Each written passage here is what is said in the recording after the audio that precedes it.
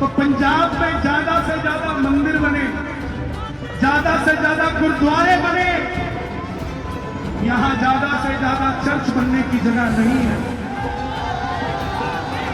ये गुरु वाणी की जगह है। हमारे हाथ हमारे खुदा ने बांधे हैं। हमें उसने कहा है कि बुराई को भलाई से जीत लो। तो इसलिए परमेश्वर ने कहा मैं प्रेम हूँ, तुम प्रेम फैलाओ, सबसे प्रेम करो, अपने दुश्मनों से भी। आप सभी को जय मसीह की और मुझे पूरा विश्वास है आप सभी परमेश्वर के नाम में आशीषित होंगे। तो दोस्तों आप इनको तो जानते होंगे जिनका नाम कन्हैया मित्तल है। और मैं आपको बता दूं दोस्तों कि ये हमेशा मसीह लोगों को लेके किस प्रकार की बातें करते हैं दोस्तों। और मैं आपको बता दूं कि ये लुधियाना में आए हुए थे और इन्होंने किस प्रकार की बातें कही मैं आप लोगों को आगे सुनाने वाला हूँ वीडियो में। और साथ ही दोस्तों मैं आप लोगों को परमेश्वर के दास सुखपाल राणा जी की भी बातों को सुनाऊंगा जिन्होंने इनकी बातों को लेके क्या इनको जवाब दिया है दोस्तों। तो दोस्तों आइए हम पहले इस वीडियो को पूरा सुनते हैं, उसके बाद फिर हम बात करेंगे। किस किस को चाहिए ऐसा पंजाब? ताली बजे। मैं अगर कह रहा हूं तो पंजाब में ज्यादा से ज्यादा मंदिर बने, ज्यादा से ज्यादा गुरुद्वारे बने, यहां ज्यादा से ज्यादा चर्च बनने की जगह नहीं है। ये गुरु वाणी की जगह है, ये सीता माता की जगह है।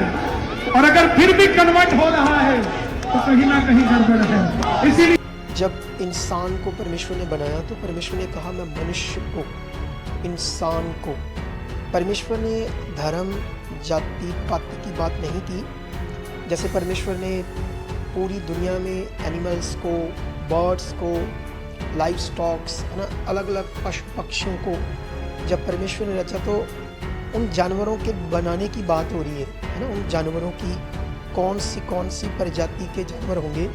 तो ऐसे मनुष्यों में से दो तरह के मनुष्य परमेश्वर ने बनाए, एक मर्द और एक स्त्री, और एक तीसरी टाइप का भी परमेश्वर ने मनुष्य बनाया, उसको कहते हैं किन्नर। तो तीन तरह का मनुष्य है पृथ्वी के ऊपर। धर्म जात पात ये मनुष्य की चीज़ है, बाइबल कहती है, ठीक है। और साथ साथ में मैं आपको आज बताना चाहता हूँ एक अच्छी सोच क्या होती है ना। जैसे दुनिया में एक गलत सोच होती है, बुरी सोच होती है, एक अच्छी सोच होती है, एक अच्छे चरित्र होता है, अच्छे मैनर्स होते हैं। तो बाइबल बस ये सिखाती है। बाइबल धर्म बनाना या तोड़ना ऐसा कोई विषय नहीं है। बाइबल के अंदर जो बिगड़े हुए मनुष्य हैं, जो परमेश्वर से दूर हैं, जो गलत ज़िंदगी जी रहे हैं, उन्हें हम प्रेरित करते हैं ताकि वो लोग अपनी ज़िंदगी में, अभी हाल में क्या हुआ, हमारे पास एक नया भाई जुड़ा है प्रभु में, यीशु मसीह में। तो वो एक पेट्रोल पंप पर जॉब करता था और उसकी सैलरी मात्र 6,000 थी। लेकिन जब वो मीटिंग में जुड़ा, कुछ उसको हालात था छोटा मोटा, उनकी वजह से परेशान था। बहुत बड़े हालात नहीं थे, छोटे छोटे हालात थे, लेकिन उनसे भी परेशान था। तो वो हाल में हमारी मिनिस्ट्री में आया और मेरी प्रीचिंग से, मेरे प्रचार से प्रभावित होकर उसने पेट्रोल पंप की जॉब छोड़ दी। जानते क्यों? क्योंकि उसका कहना था कि मैं एक दिन में 1500 से लेकर 2000 लोगों के साथ चीट करके दिहाड़ी बनाता था। हमारे पेट्रोल पंप में जितने भी लोग दूसरे, उनकी भी किसी के 1000, 1500, 2000 दिहाड़ी बनती है। तो जब मैंने खुदा के दास से सुना कि ये जीवन पाप का है और ये परमेश्वर के साथ कनेक्ट नहीं हो सकता, और तुम इस बुराई को करके ये पैसा तुम्हें जीवन नहीं दे सकता, गलत रीति से कमाया हुआ, एक दिन ये पैसा तुम्हारी बीमारियों पर खर्च हो जाएगा, या तुम्हें मरना पड़ेगा बीमारियों में, या तुम नष्ट हो जाओगे। तो उसने ये समझकर वो गलत काम छोड़ दिया। तो बताओ, अब सोचने वाली बात है, हमारे ऊपर तो ब्लेम है कि क्रिश्चियंस लोगों का धर्म परिवर्तन करवाते हैं पैसा देकर, लालच देकर। अब सोचने वाली बात है कि ये कौन सा लालच दे दिया मैंने उसको कि उसने अपनी जॉब छोड़ दी। थोड़े दिनों में वो परेशान है ना, क्योंकि अब पैसा नहीं आ रहा है। लेकिन हम लोगों ने उसे टीच किया, तुम सत्य के रास्ते पर चलो, एक दिन तुम्हारे लिए सब अच्छा हो जाएगा, अच्छी जॉब भी आएगी। अगर बाइबल में ये भी लिखा कि सब कुछ तो नष्ट हो जाएगा दुनिया से, कुछ भी साथ नहीं जाएगा, है ना। तो इसलिए तुम चिंता मत करो, जितनी भी ज़रूरतें हैं तुम्हारी, परमेश्वर ने ऑलरेडी वादा किया है, क्योंकि जिसने हमें आकाश पृथ्वी बनाकर दिया, सब कुछ उसका बनाया हुआ है। इवन के वो जानता था हमें क्या क्या चाहिए, लोहा चाहिए, पित्तल चाहिए, खाने पीने की चीज़ें चाहिए। इवन के हज़ारों साल पहले उसने पेट्रोल डीजल भी पृथ्वी पर रख दिया। वो जानता था एक दिन मनुष्य को इसकी ज़रूरत पड़ेगी, गाड़ियाँ होंगी, कारें होंगी, सब कुछ होगा। वो कितना महान है। तो आज क्या वो हमारी ज़रूरत पूरी नहीं करेगा? 100% करेगा। सो इन बातों के बाद एक सिंगर है, उसका नाम है कन्हैया मित्तल। पहले भी उसने यीशु मसीह के और परमेश्वर के लोगों के खिलाफ कई सारी बयानबाजी की है, हेट स्पीच की है। और इस बार लुधियाना में लोकसभा सीट पर कांग्रेस का एक भाई था जो पहले कांग्रेस में था और उसने कांग्रेस छोड़कर बीजेपी में गया, तो उसको प्रमोट करने के लिए वो लुधियाना में आया और वहाँ पर उसने फिर से क्रिश्चियंस लोगों के लिए हेट स्पीच यूज़ की, अपनी सोच को प्रकट किया कि उसके अंदर कौन सी सोच है, उसके अंदर है ना, अगर वो सिंगर है या एक मनुष्य है तो वो कौन सी काबिलियत का मनुष्य है, ये उसने बोलकर अपने आप को प्रकट किया है ना। कि ये हमारे भाई साहब जो कन्हैया मित्तल जी ये क्या कह रहे हैं। इनका कहना है कि पंजाब में आप लोग ज़्यादा से ज़्यादा मंदिर बनाओ और ज़्यादा से ज़्यादा गुरुद्वारे बनाओ, लेकिन चर्च के लिए यहाँ जगह नहीं है। तो अगर ये ऐसा कुछ करते हैं तो इन पर एक्शन लो, ये करो वो करो, ऐसी बातें वो बोल रहा है ना।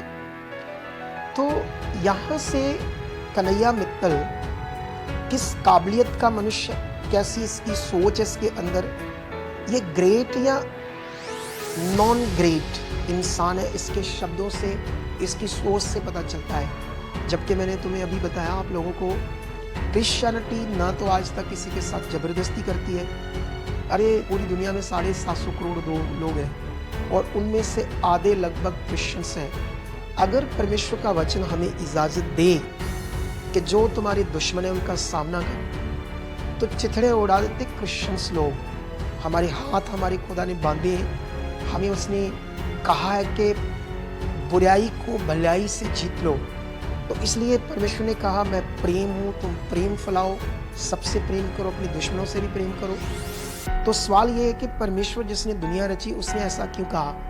सारे मनुष्य तो उसके हैं, लेकिन जिनके अंदर बुराई है, जैसे अभी आप इस सिंगर की बुराई आपके सामने प्रकट हो गई, तो जिन मनुष्यों में बुराई है उसी का ज्ञान है यहाँ पर कि मनुष्य पृथ्वी पर बुरा क्यों है, मनुष्य पृथ्वी पर व्यभिचार क्यों करता है, दुष्ट कर्म क्यों करता है, ऐसी गलत घिनौनी बातें क्यों करता है, बलात्कार क्यों करता है, चोरी क्यों करता है, मारधाड़ क्यों करता है। मनुष्य भटक गया है अपने पाप के कारण। उसको ये नहीं पता कि मेरा एक दिन न्याय होगा। ऐसा नहीं है कि कोई भी किसी धर्म का मनुष्य है तो वो सोचता है कि मेरा एक भगवान है, तो मैं कुछ भी दूसरे धर्म के खिलाफ करूँगा तो मेरा भगवान मुझे बचाएगा। पहले ये सोच लो भगवान की डेफिनेशन क्या होती है, परमेश्वर की डेफिनेशन क्या होती है। परमेश्वर का, भगवान की डेफिनेशन ये नहीं है कि आप कुछ भी पृथ्वी पर इंसानों के साथ गलत करो तो तुम्हारा कोई भगवान तुम्हें बचा लेगा। वो कैसे तुम्हें बचा पाएगा? असली न्याय से, ये बात याद रखना। तो इसलिए इस वीडियो से मैंने कन्हैया मित्तल की बात की। उसके बाद मेरे सामने एक और वीडियो आई, जैसे वो बीजेपी कैंडिडेट है ना जो अभी कांग्रेस से वहाँ गया बीजेपी में, तो उसको प्रमोट करने के लिए है ना वहाँ पर, ताकि उसको ज़्यादा वोट्स मिले। कन्हैया मित्तल आए हैं तो बहुत अच्छा है, अपनी पार्टी के लिए करना चाहिए, प्रचार करना चाहिए, अपने धर्म का भी करना चाहिए, हमें कोई ऑब्जेक्शन नहीं है। सिख लोगों को करना चाहिए, हमें कोई ऑब्जेक्शन नहीं है। लेकिन आप अपने काम के बदले दूसरे धर्म के प्रति जहर उगलो, ये अच्छा विषय नहीं है। ये एक अच्छी सोच, अच्छी इंसानियत, अच्छी काबिलियत मनुष्य के अंदर है, यहाँ से प्रकट होता है कि नहीं है। लेकिन याद रखना वहीं पर कांग्रेस के कैंडिडेट हैं राजा बिडिंग, उनका भी एक वीडियो सामने आया। उन्होंने इन बातों की नखेदी की कि ऐसे क्रिश्चियंस लोगों का भी इस दुनिया में बहुत बड़ा बलिदान है, सारी खोजें उनकी हैं। और क्या कहते हैं, जो भी चीज़ें इंडिया में भी यूज़ होती है क्रिश्चियंस की खोज है, जिनको तुम विरोध करते हो, उन्हीं की खोजों को पकड़ कर तुम आज कितने आगे बढ़ रहे हो और तुम उन्हीं के विरोध में हो। इंडिया में सबसे ज़्यादा एजुकेशंस अगर दी है तो वो क्रिश्चियंस ने दी है।